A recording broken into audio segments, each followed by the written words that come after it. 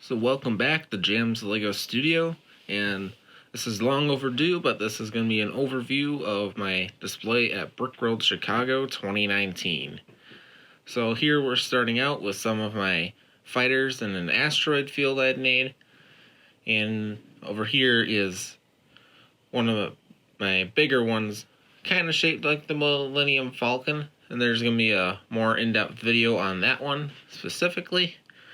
So you can see the lights shining in that one.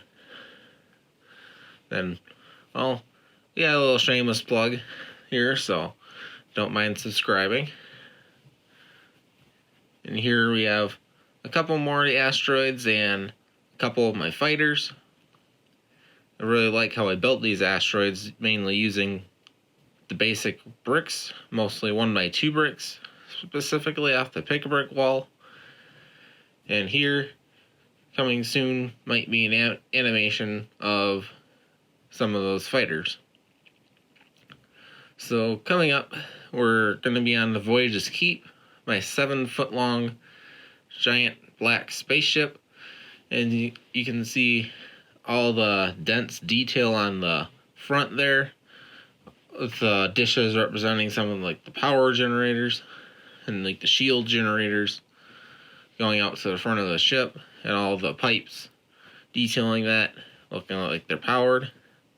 Then here we're headed toward the barracks section, and the barracks is a really interesting design that I have for it, as this panel will pop out, and usually there's a rack of minifigure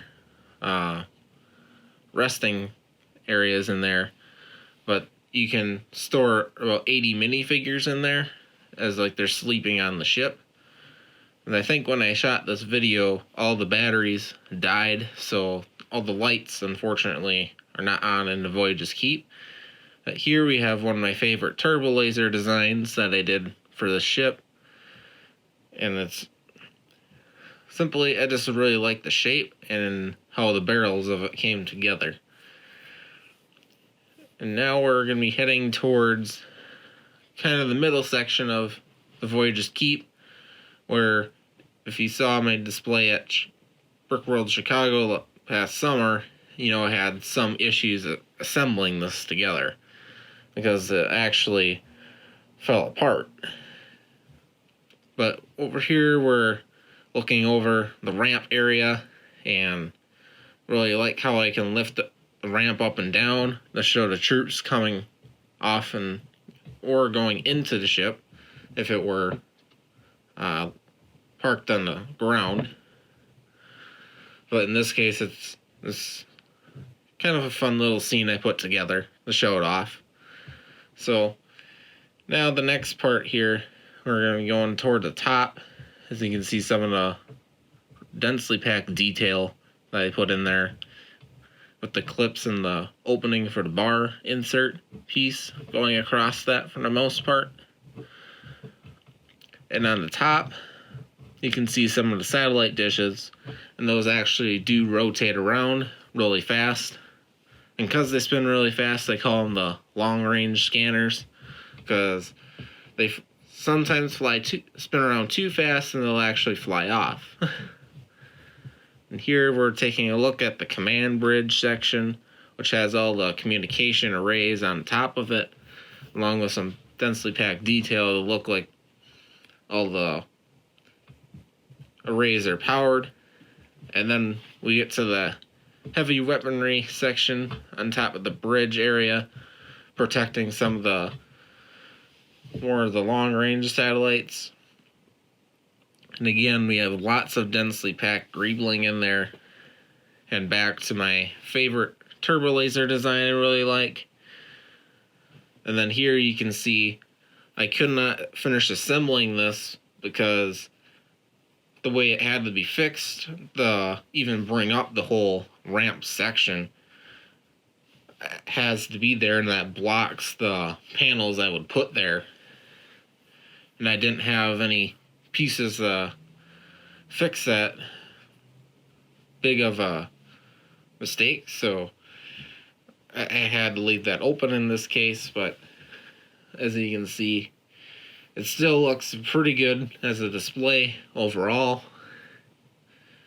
And really like how the back shape is coming together there into it. It was just unfortunate that it had broke and I couldn't fix it on site fully. That here we're looking at the back wing and some of the greebling and the smaller turbo lasers on there, as well as you can see a logo on there. I'm showing STAC, which is my main general of the ship's Shockman's Transport Attack Cruiser, thus like my transport cruiser, the Voyages Keep. And this is one of my most favorite parts of the ship, where the engines are in the back. So I really liked how I was able to get the round red shape within such a detailed engine shape. And I really like how these panels cover around them, giving enough smooth detail and enough greebling to make the engines really pop out.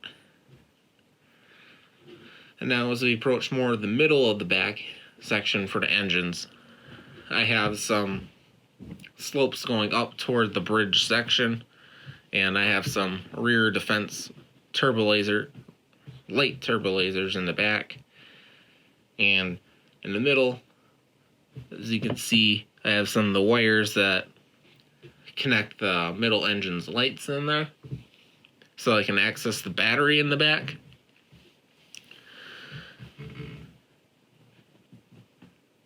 So now as we're getting a very nice shot from the back of the ship forward, it definitely looks menacing if you were to try to attack the ship. As you can see in the front too, the larger fighters also have LEDs for the engines and the cockpits. So I really like how that detail, even though it's a small detail, it really does make it pop. So now going back to the Voyages Keep, now we're going to the other side a little bit, but now we're going to end up actually going to the gateway. But here's an epic shot in between both of my big warships here. Just the awesome vision of an entire fleet of ships this large was something I was really trying to go for, even back when I started building the gateway in 2016. And I can't be more pleased with the result of just this massive fleet. So now we're going to be going to the gateway as a little bit of a throwback to my build for Brickworld Chicago 2018.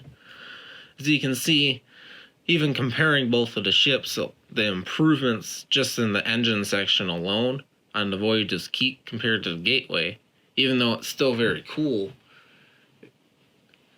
I just much better executed it on the Voyages Keep, especially using the LED bulbs instead of the LED strips like I did in the Gateway. I really do like how the shape in the back came together for it.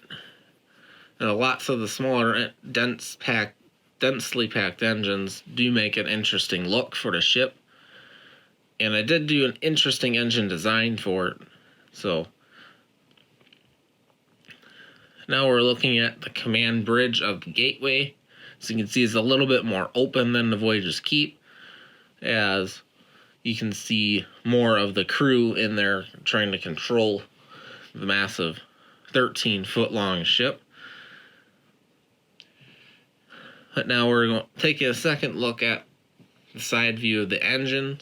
And I really like how the different cuts into the ship for the overall shape came together in that area.